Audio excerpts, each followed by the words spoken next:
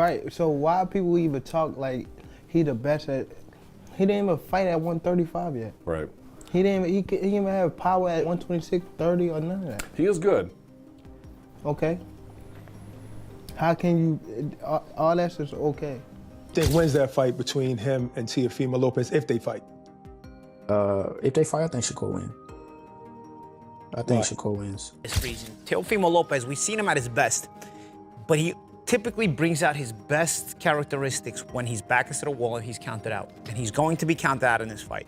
By and large, people are going to side with Shakur in this fight to win the fight because he's the more consistent fighter, he's the more class fighter overall. Boxing pros shared mixed opinions ahead of Shakur Stevenson versus Teofimo Lopez. Gervonta Davis expressed frustration when discussing Stevenson, questioning why people treat him like a champion before he proves it at the highest level. Davis suggested reputation alone means nothing in elite fights, and implied that real respect comes after being tested and beaten by top Contemporaries have a lot to say these days. Shakur Stevenson, well, of course, he's now at 135 after all that stuff, and then Devin Haney. Right, so why people even talk like he the best at, he didn't even fight at 135 yet. Right.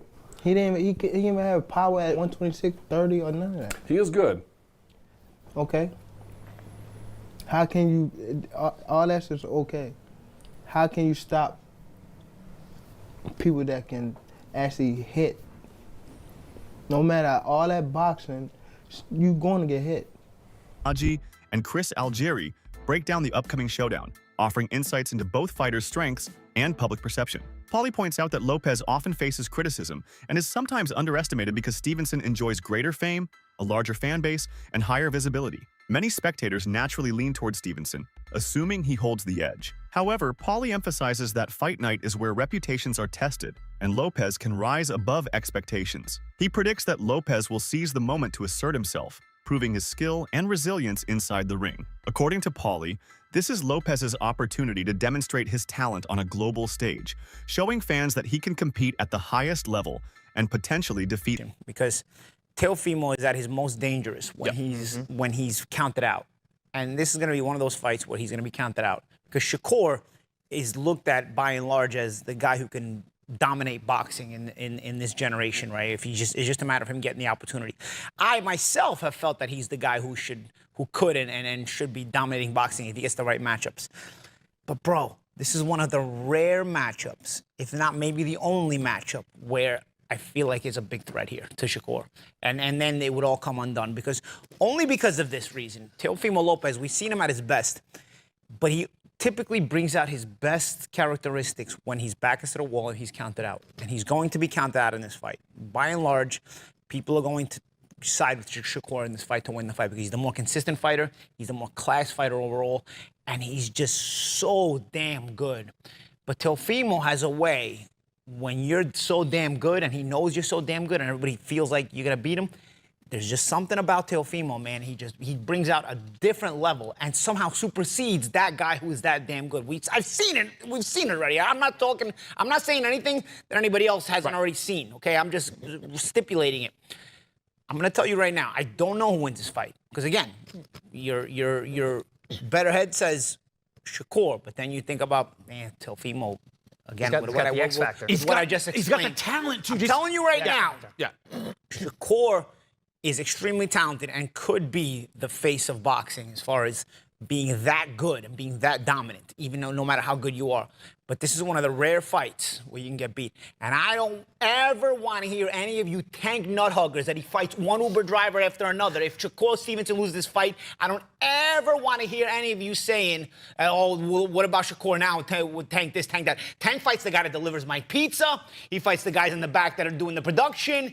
He fights the truck driver. I don't want to hear, because he would never have gone. Approaches the matchup with confidence in Shakur Stevenson's overall command of the ring. From Roach's perspective, this is not a matchup filled with uncertainty or chaos, but one defined by control and rhythm. He sees Stevenson as a fighter who dictates pace from the opening seconds, using distance and timing to make opponents fight at an uncomfortable speed. Roach suggests that if these two were to meet, Stevenson's ability to read movement and shut down offensive patterns would remove much of Teofimo Lopez's explosiveness. In his view, the fight does not turn into a war, but instead becomes a demonstration of how precision and discipline can neutralize aggression.